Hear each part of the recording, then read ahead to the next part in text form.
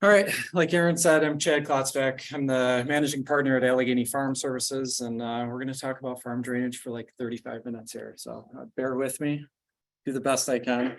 My dad started the company back in 1983.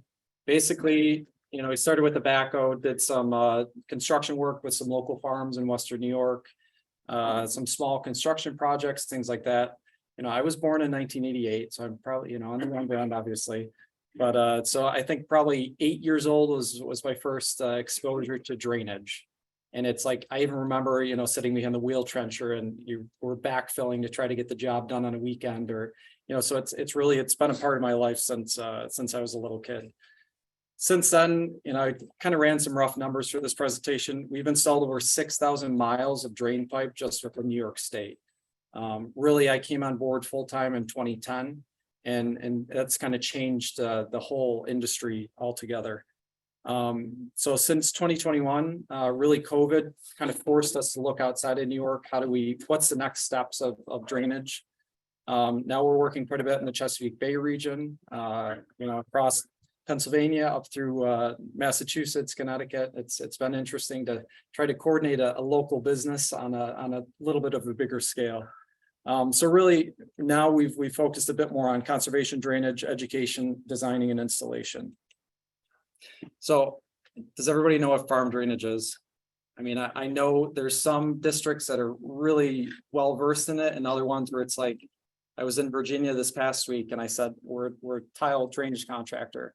And a district technician said, I don't even know what drainage is, what tile drainage is. So to me, that's surprising as it's been such a big part of my life. But so to kind of set the record, it's field tile is tubing or pipe buried in the ground to convey subsurface water to an outlet, such as a stream or a ditch. We install tile in agricultural fields to make the soil conditions more uniform, dry up wet spots, reduce erosion, and prevent crop roots from rotting during wet periods. And really, you'll come across clay tile if you've ever dug in the field, especially in New York State, you have quite a bit of it. And hopefully you don't see a mess of plastic pipe like that. If you do, it's probably been a rough day for the contractor. But so you'll see more of the white tile in today's market anyways. So main thing today, I'm not here to convert you to install tile drainage. I want you to understand the industry and educate you on the best practices kind of across the board. So I do a lot of seminars, and I was in Iowa last week, and they always seem to be in Iowa. It's like, why we can never have a conference in Miami or anywhere warm or exciting. Nothing against Iowa, but so it's really just trying to bring together and educate so everybody has a basic common understanding and knowledge of really what the industry is. So starting way back in the beginning, really drainage in North America started right in Geneva. And you're talking 1838, so almost 200 years of drainage history within North America. Now, obviously in Europe, it was installed much earlier than that.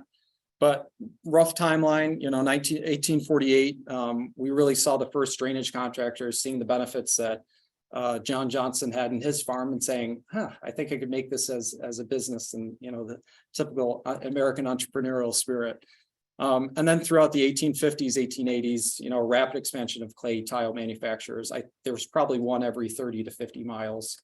If you look historically, there's a huge number of them within New York State, especially. Really, the next innovation was the introduction of plastic pipe, which we saw started in the 1960s, but really the adoption was up until the early 1980s. We saw that change from clay tile to plastic tile. Really, the early 1980s was when we started to see some research on, okay, we're bringing water to, is there a way to treat this water with the nitrogen and phosphorus runoff? So it's been quite a few decades of that research, longer than I've been alive. So 1953 recommendations, we have this book in our office. Cornell Cooperative Extension put out a publication called Farm Drainage.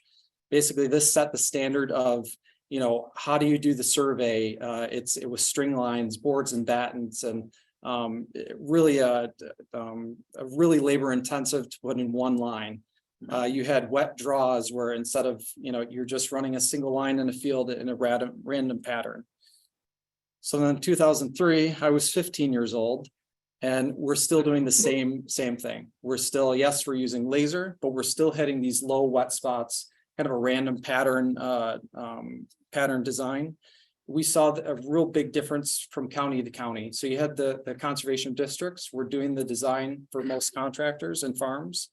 But really the counties depended on what their education experiences and opinions were on it.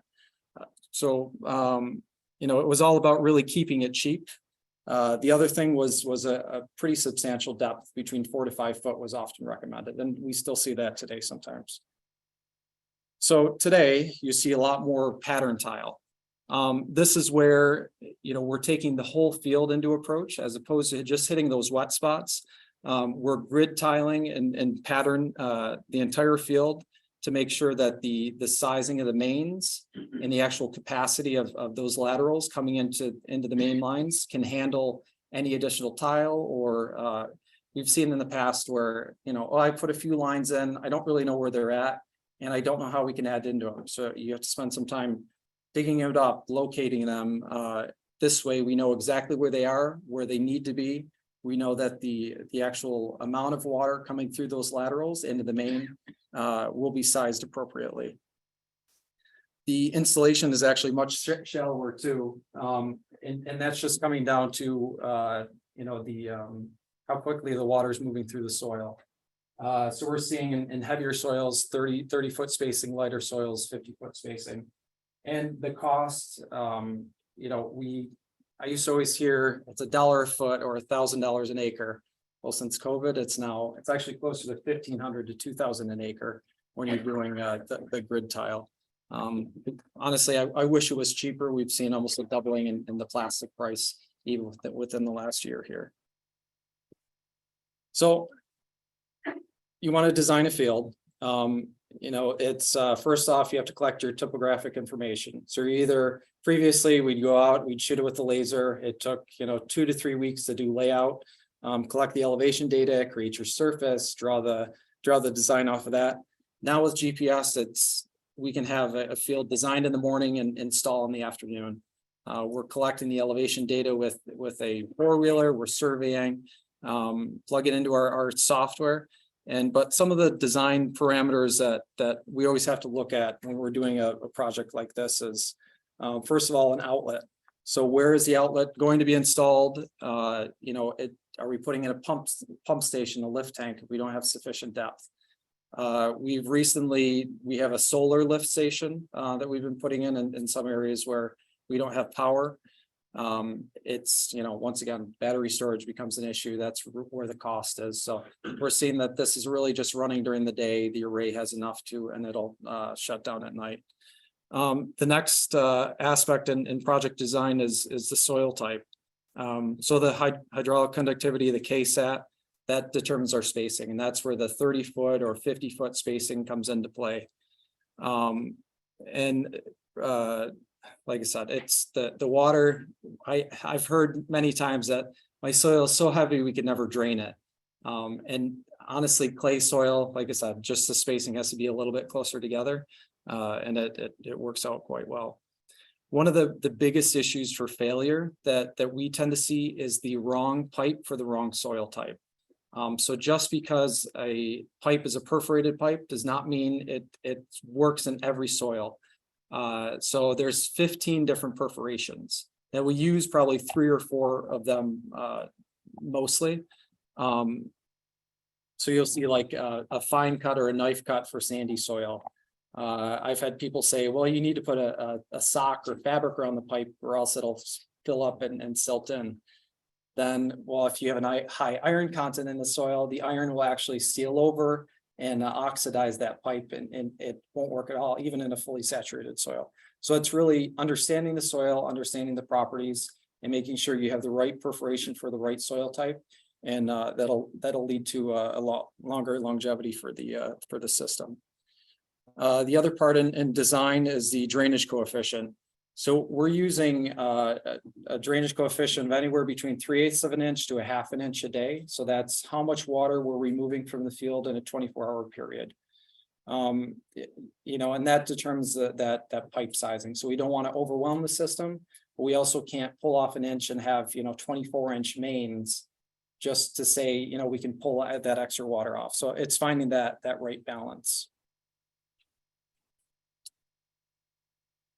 So installation, probably the most common one you'll see in New York is the 3-point hitch plow, kind of behind a tractor. There's a number of farmers, lots of equipment dealers love to sell them. They, why hire somebody when you can do it yourself?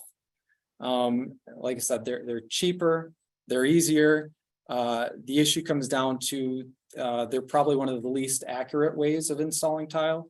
And they work well in really good conditions. So that's dry soil, that's a good grade. And that's kind of where I'll leave it with that. I don't want to bash that too much, but so we see these attached to dozers, sometimes tractors. Sometimes you'll see the tractor pulled with an excavator or a second or third tractor just to try to get it through. But really the down pressure that we have with the plow to try to keep that grade and keep the right angle of the plow is really difficult with the tractors. The other one is a trencher. So you'll see there's a contractor in Wyoming County.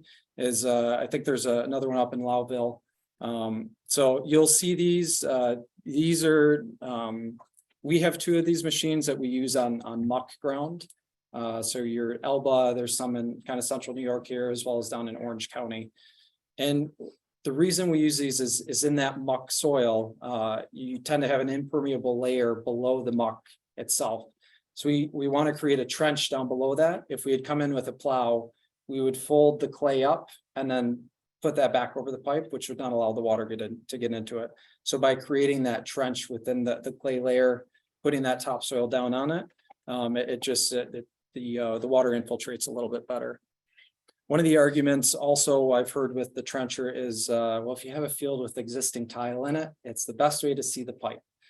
But what a lot of people don't realize is a lot of these older systems, existing clay systems or plastic systems may and shouldn't often be tied into a new system.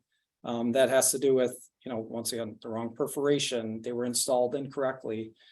So what we tend to see, especially going from a random to a pattern drained, we'll come in and pattern drain across it. We'll try to design it in the best way possible.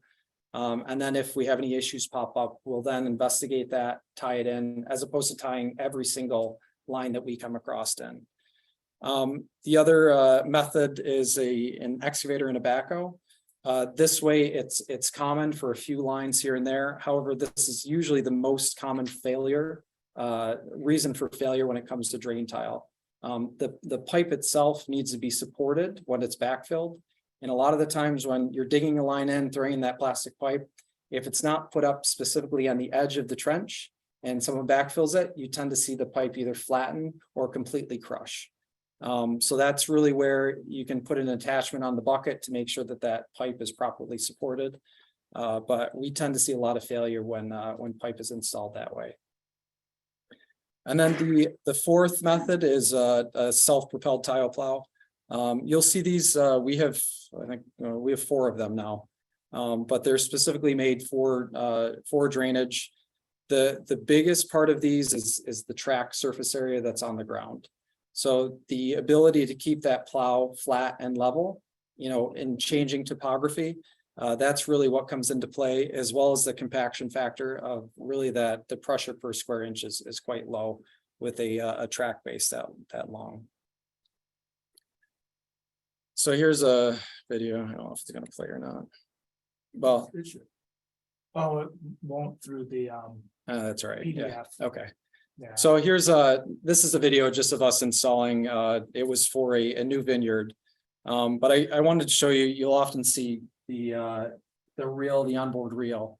One of the reasons now for the onboard reel is running we used to run just tractors next to it, running the pipe out next to the tile plow. We were finding is everything was tracked except for those tractors, and where we were having issues with compaction was where those tractors are running next to the line. So we've switched to Challenger tractors on tracks and with the onboard reels, and it's just minimizing the amount of time that we're crossing the field. And And it's nice, you just drop the roll, it lines it up, loads it right up, and it works quite well. So keeping the grade. This is another one that sometimes I have to chuckle with. It's like, well, what did you use to put the line in? Well, I just eyed it and it looked great. My gut tells me it's going, the water's going to run downhill. And you just kind of, okay, well, yep, we'll hope for the best. And so that's one way. Laser, like I said, that's how I grew up tiling. If you had windy conditions, the laser would move. You would have to change it for every line. So as those lines changed in elevation, you would have to, we got really progressive and we had a remote, so I could change it from the machine instead of going out and changing it individually. And you would always have to be moving it around the field to make sure that those lines were on grade. And then the reason I split out GPS and RTK GPS is that not all GPS systems are the same. You have, our auto steer has really great horizontal accuracy. However, when it comes to vertical accuracy, without those corrections, you're talking anywhere from 6 inches to RTK is within, it's usually 1/4 of an inch, but they say it's a 1/2 inch. So if you're installing a 4-inch pipe with a 6-inch accuracy, once again, it's the more accurate you can be, the better it is. Common issues that, your offices may receive with a drainage issue or a drainage problem or wet spots coming up in the field. From our end, we always see an issue with outlets. It's every producer we have says, oh, I'll do 100%. Every year I'll be out there checking the outlets, maintaining these systems. They'll be great. And it ends up, they're full of leaves, they silt in, the trees go up around them and completely block them. What you don't realize is without maintaining the outlet, you can actually create an entire system failure just because by building up the sediment in the end, then builds up sediment throughout the whole system. Inlets are another one. We're getting away from kind of these Hickenbottom risers or the inlets themselves just because of the amount of maintenance and failures we've seen with them. That's where we're seeing more blind inlets, and I'll talk about that a little bit later on. Tree roots, that's another one. You can have a poplar and a willow tree fill a tile line within a year. And it's a common issue we see, and you'll end up pulling them out. They're completely packed full of tree roots. Existing tile and blowouts. Once again, we'll come across systems where we have no idea there's anything existing in there. We've had stone trenches that are 120, 150 years old that they've worked this way. Somebody, dug it out, filled it full of hand-picked stones, and they're still running.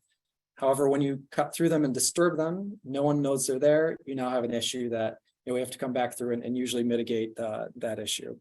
Blowouts are usually a design failure. That's if you have a steep slope and you're running a line straight down a slope, just the velocity of the water. When it hits either that T or it's the same with the water line, you can see the fittings and stuff come apart. So, that's kind of where we're at existing now. Where's the future of tiling? There's a lot of just discussion on nutrient management and, especially in drain systems. So really that's where conservation drainage comes into play. So conservation drainage has been coined to describe practices that can reduce nitrate loads on tile drained soils. So ultimately, it presents an opportunity to treat excess nitrogen and phosphorus runoff generated by producers that would naturally enter waterways unobstructed. So I had a plug for the Conservation Drainage Network. This is an organization, it's a national organization that's really taking the research and finding the best ways to implement edge of field practices. So we'll be hosting a roundtable at their annual meeting in Maryland in April. But it's definitely, if you've never heard of them, they have some really interesting concepts right now. So what I wanted to break down was, all right, we're a drainage contractor. What are the best edge of field practices and how do we scale them and implement them? So I just wanted to talk about some of the practices we're doing down in the Chesapeake Bay region. And that, I think New York State, we're getting there. Maybe in the next couple of years, we'll see a few more of these practices being implemented. From the nerdy engineering side of me, I love drainage water management. It's something, it's fascinating. It's you're actively managing the water table throughout the growing season. So these work well in kind of flat, open fields, obviously open fields, but where you're, the winter months, you're closing the control boxes. And then as you get on the field, you drain the water out a few days before you're planting, working the field up. And then throughout that growing period, if it's a drought, you can close the box. There's automation. It's really kind of an interactive and adaptive way to monitor your soil moisture. And there's so much research on this, on how much nitrogen and phosphorus it's mitigating. So I've just kind of put some rough numbers on there for each one of these, as well as the NRCS standard. The next one is a saturated buffer. These are pretty common and popular out in Iowa right now. You're seeing, up to 85% nitrogen removal in the treated water. So essentially, edge of field practice, we're using existing buffers, and all we're doing is putting in a control box, and we have 2 tile lines that are flat that we're keeping full of water to create a saturated environment along the buffer. They're in the applications where we can put them are kind of minimal, but usually when we can, they work really well, especially in New York. I'm sure many of you have heard of denitrifying bioreactors. Once again, edge of field practice. We just installed one down in Delaware, and essentially it's a pit filled with wood chips that we keep full of water, and it's binding with the nitrogen, and it's just treating the water off that way. I think who's done one around here? Cornell just did one recently, didn't they? Do you know of any? There's 5 in the state. Okay. Yeah. So yeah, that's kind of, I know Minor Institute has one up there as well. So There's one in the Freeville research station for Cornell that was installed. So really, yeah, my whole thing is there's so much research on this. It's how do we scale it and get it across the board to our farmers. Next one, the Iowa Soybean Association has a really interesting project right now with drainage water recycling. And there's a few other places as well. So we're putting a pond where the drainage water is dumping into, and we're either using that as subsurface irrigation or pivot irrigation. Interesting with the subsurface irrigation, and that's, once again, flat fields are kind of the best application for it. But we've really there's some trials going on right now on cotton ground, and using the water table as opposed to the surface pivots to actively adjust that. So, and then really the last one was constructed wetlands. These really aren't as popular, obviously, because of the amount of ground that they tend to take up. But once again, just another way of another tool in the toolbox. And I have the blind inlet down here as on the corner as another practice. It's up to 80% sediment reduction by installing something like this. Essentially, it's a reverse septic system. You're finding either a low spot in the field, you're excavating the soil, filling in an area with stone and tile, and then putting the topsoil back on it. So we're allowing the producers to farm across the top, but also creating an area of infiltration that's filtered through that topsoil layer. Instead of having the water go directly in through like I said, a Hickenbottom or a different inlet.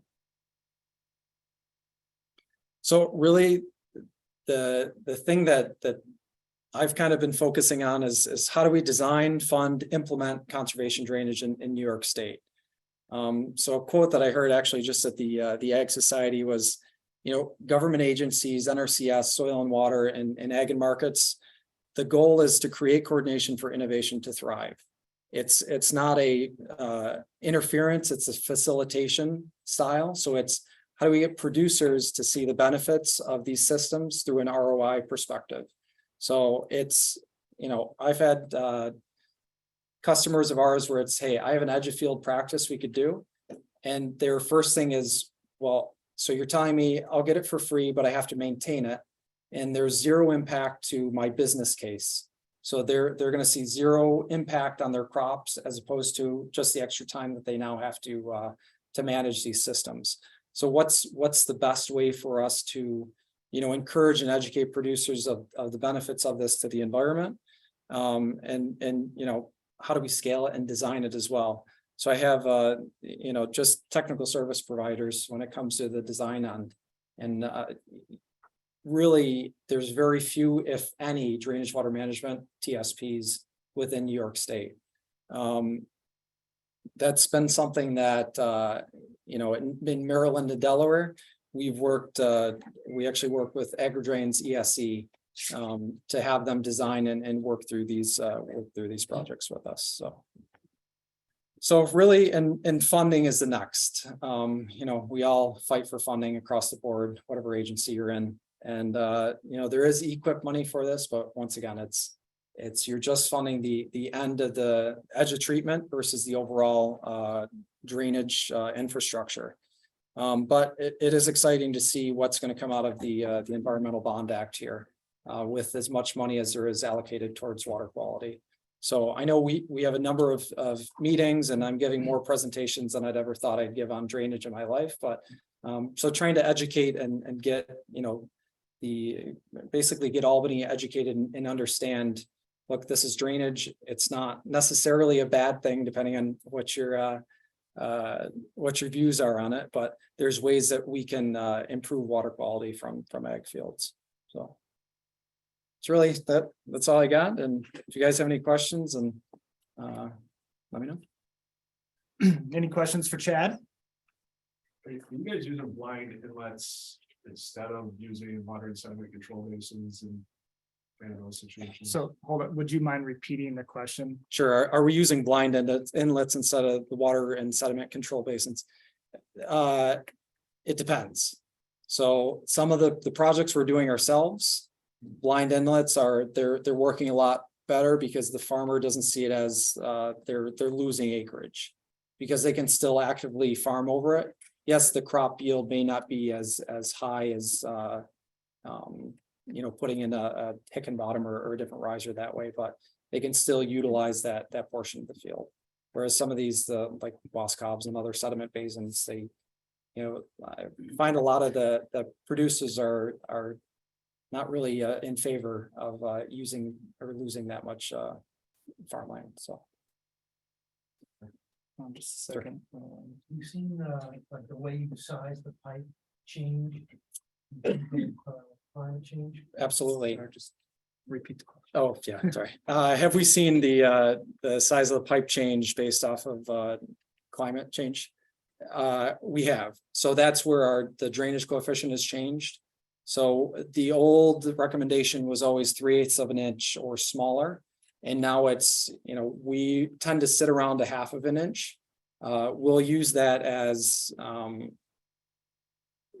when a farmer is a bit more price sensitive, I'll downsize and scale that and just say, hey, look, it's not going to be draining as quickly as you'd probably like just because of the capacity of the pipe.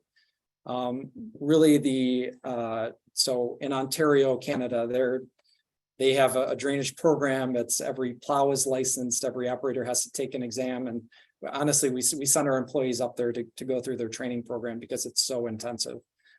They are splitting their grid systems already, and they're finding that what they designed was extremely undersized. So even with that, the 3/8 and 1/2 inch, but what it's coming down to is if I have, I didn't mention, but our average size project is 35 acres.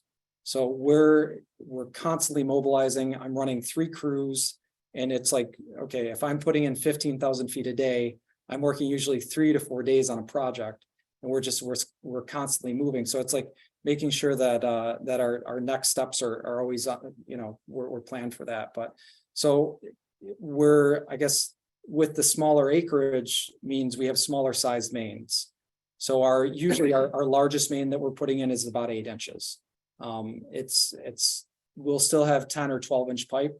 But for the most part, that's kind of what the field. Go ahead. Was there a question from the online folks? Chad, this is Sean. I've got one. So with the with WASCOBs, obviously there's some operation and maintenance that go along with them, but they're on the surface and you can see them. You can see it needs to be done. You can see there needs to be some regrading sometimes if there's some, sediment buildup, etc. With the with the hidden inlets or whatever there, is there any research on what the life expectancy is and how do you keep them from clogging up, I guess? Yeah, and that's really been longevity wise. I just know we've had multiple projects designed with them, especially in the Chesapeake Bay region. That is one question I can't answer right now. I can tell you it's 10 years for a bioreactor, but when it comes to the blind inlets, really I would assume it depends on how, what the clay content is of the topsoil layer. So we're really we've installed kind of French drains in the past, and with that we'll see 5 to 6 years of really peak capacity and peak drainage. But like I said, with these blind inlets, it's been only a few years of doing them, so I really don't have with our experience a good answer to that. Thank you. Okay, one, yep. With our grade around here, if somebody said they still wanted to do some kind of edge of field treatment, what would you recommend? Obviously, a flat field, once you fill something up to the point where it's below the grade of the rest of the field, you're going to have issues. But yep, what would you say to that, like collection or treatment on the edge of the field? So really, I mean, saturated buffers, the bioreactors, you're not going to treat and capture all of the water, especially in the peak flows. The goal is to treat, as much as you can possibly get through that. So whether you have a flat field or a field with significant grade, like I said, it's really, we've seen saturated buffers tend to work the best in a field like that, where you're slowing the water down, you're pushing out to the to those lines, and like I said, bioreactors that's what done in Delaware. We've done a few, but that's once again, that's pretty flat there. Honestly, on that end, we end up with not enough grade, but there's, I guess this is what us as a company, we've been trying to push for, is connecting the research to the implementation. Like, it seems so, districts and NRCS it's been great getting kind of procurement for individual projects, but it's not a scalable process for kind of mass implementation. So.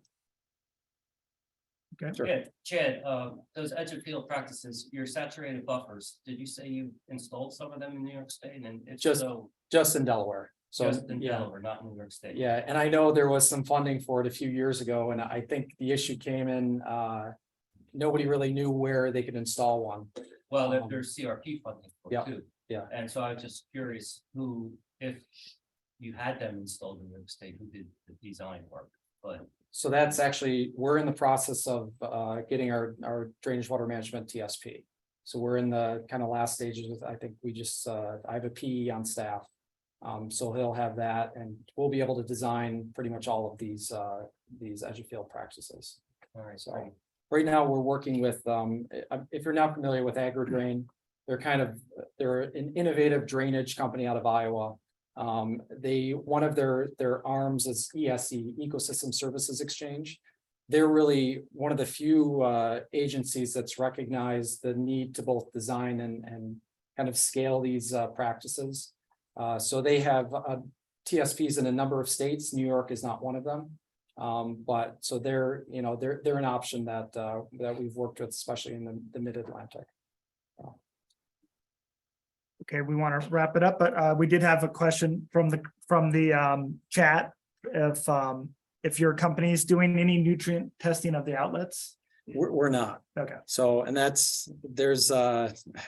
actually just been looking up to scale that. That's something that I look at the bond act of, all right, if we're gonna go as a per acre treatment option for funding, how do we actually measure and report, what's being treated? And really kind of nationwide, it's like, unless it's a specific university funded project that they're measuring, it's, there's no algorithms, there's no program to collect this data and create it in a reportable format yet, so. So we want to be respectful of Chad's time, so thank you.